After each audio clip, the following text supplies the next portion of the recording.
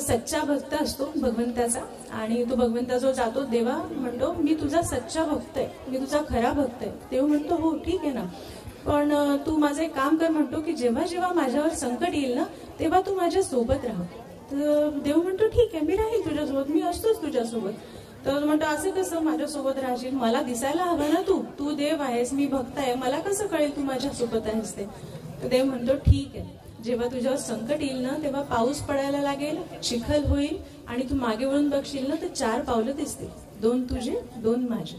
तर म्हणतो भक्त म्हणतो ठीक आहे. त्याला आनंद वाटतो की चला देवाने आपल्याला वचन दिलं. मग असंच त्याच्यावर एक संकट येतो, पाऊस पडायला लागतो, चिखल होतो, मागे वळून बघतो तर खरंच त्याला 4 पावलं दिसतात.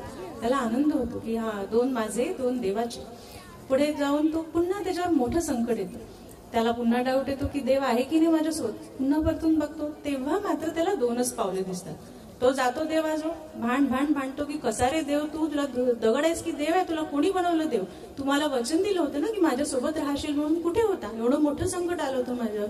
देव म्हणतो अरे देव, अरे भक्ता मी तुझ्या सोबतच होतो, असा कसा करतोय.